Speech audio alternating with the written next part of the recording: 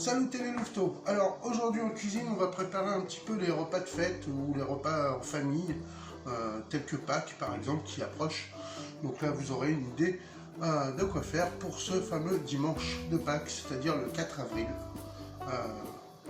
Voilà, je vous le dis, c'est une indication, hein, mais vous n'êtes pas obligé d'attendre le 4 avril pour faire ce petit menu. Allez, alors il est question cette fois-ci d'un carré d'agneau. Simple, rapide, efficace. Allez, c'est parti. Avant toute chose, vous préchauffez votre four à 250 degrés. C'est très important qu'il soit bien chaud au moment où vous allez mettre le plat dans votre four. En deux, j'ai préparé un petit peu là quelques échalotes, voilà, coupées en lamelles assez épaisses parce qu'il faut qu'ils tiennent la cuisson. Ensuite là j'ai des gousses d'ail que je vais tout simplement écraser avec la lame de mon couteau. Hop, je les laisse en chemise. Par contre j'écrase bien. Alors la quantité est variable selon vos goûts. Moi j'aime quand il y a beaucoup d'ail, quand c'est beaucoup aillé. Bon, aillé, oui, c'est pareil.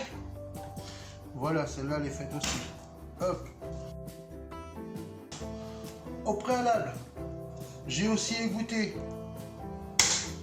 Hop, bon, celui-là il est bien écrasé. Pour le peu, il n'a même plus de tête. Alors pour le peu, j'ai goûté aussi, rincé et goûté des flageolets. Parce que je trouve que l'agneau se marie super bien avec les flageolets. Par contre, vous pouvez faire avec des pommes de terre. Voilà comment se présente un carré d'agneau. Alors, le carré d'agneau, en fait, c'est tout simplement une partie de la poitrine d'agneau, les côtes, pour être exact. Mais en fait, ils sont toujours unis, donc on n'appelle pas ça des côtes, mais un carré. Bon, le mien est vraiment petit parce que voilà, j'ai pas besoin de plus, donc voilà, je vais le faire comme ça. Donc la première chose à faire, c'est venir enlever légèrement cette partie-là de l'agneau.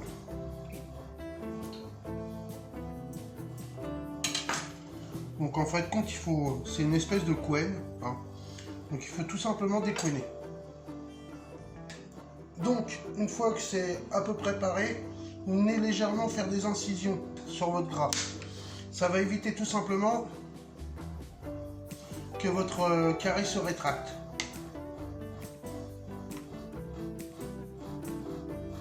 Un peu comme sur le magret de canard, quoi, on va dire. Ensuite, on va venir manchonner le carré, c'est-à-dire enlever le surplus de chair qu'il y a tout autour des os de la côte.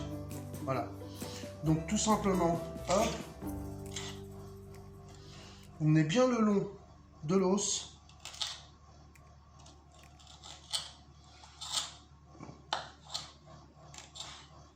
Voilà.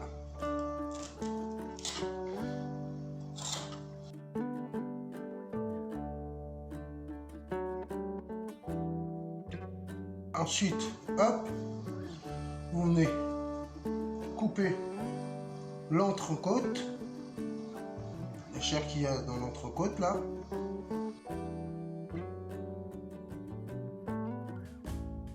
Alors moi tout ça, je le garde, parce que de toute façon ça va me donner du goût. Donc je le mets de côté, je le garde, je l'utiliserai dans la cuisson. Et ensuite on vient gratter tout simplement.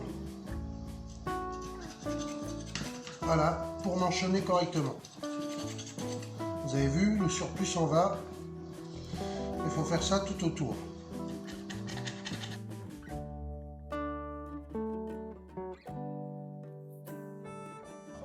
Alors voilà, le gras que j'ai manchonné là, hein, le gras plus la chair, ben, je viens tout simplement le découper en petits morceaux, comme si c'était du lard. Voilà, tout simplement. Là, il est question de venir tout simplement mettre notre plat dans lequel on a déposé du beurre et de l'huile d'olive. On va venir faire chauffer un petit peu nos matières grasses. Mes matières grasses, ça y est, commencent même à devenir noisettes légèrement là, au milieu. Boum, j'envoie les petits lardons que j'ai préparés. aussitôt l'échalote.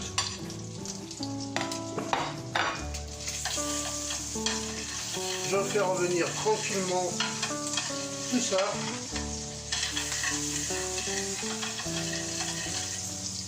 Et là, je sale tout de suite correctement ma pièce de viande sur toutes les faces.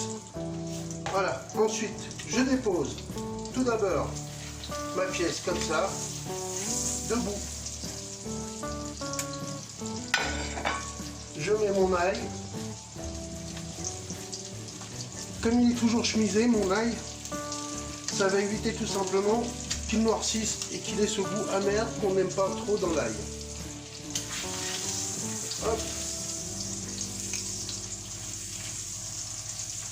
Ensuite, sur le dos, là je viens y déposer du poivre,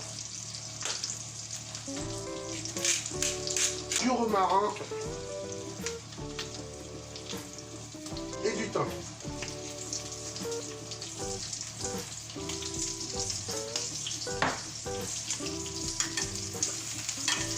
Hop, ensuite sur le côté et ensuite de l'autre côté.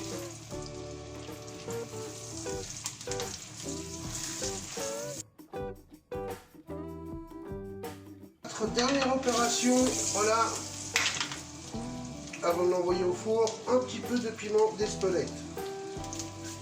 Alors une pointe, hein, ça sert à rien de... C'est moi qui dis ça. Voilà, hop, on y refait un petit tour. Et là, quand il a commencé à prendre de la couleur, comme ceci, voilà, on va le mettre debout.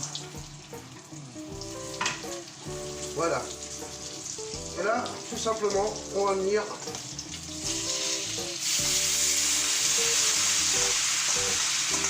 y plonger nos flageolets.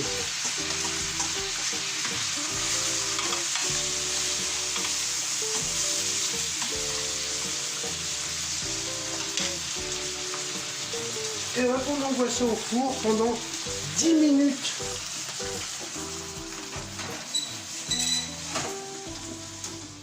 Alors, petite parenthèse, j'aurais pu, comme j'ai manchonné mes os, j'aurais pu les recouvrir d'aluminium pour pas qu'ils noircissent.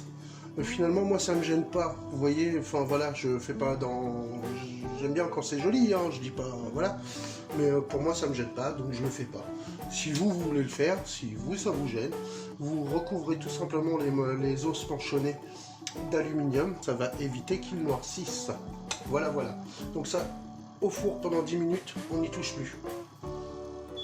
Bon, comme vous entendez, mon four a sonné. Du coup, je baisse la température. Hop, je le mets à 150, pas plus. Et je lui redonne à peu près 10 minutes de cuisson. Bon, sur le mien, en fait, j'ai fait 2 fois 7. Pourquoi? Tout simplement parce que mon carré était plus petit. Peut-être que le vôtre sera plus gros. Voilà les louveteaux, j'ai sorti mon carré de mon four. Pour moi, il est cuit à la perfection. On voit encore qu'il est bien tendre et bien juteux. Donc voilà, moi je vous souhaite un bon appétit, régalez-vous. Voilà, avec une assiette pareille, je vous garantis que vous allez vous régaler. Bon là c'est copieux, hein. Je vais pas tout manger, vous inquiétez pas, hein, je vais en laisser. La vidéo touche donc à sa fin. Il est temps pour moi de vous remercier de l'avoir regardé. Surtout n'oubliez pas de liker, de vous abonner et de partager si le cœur vous en dit. Je vous dis à très bientôt pour une nouvelle recette et surtout prenez soin de vous les louveteaux. Allez, bisous.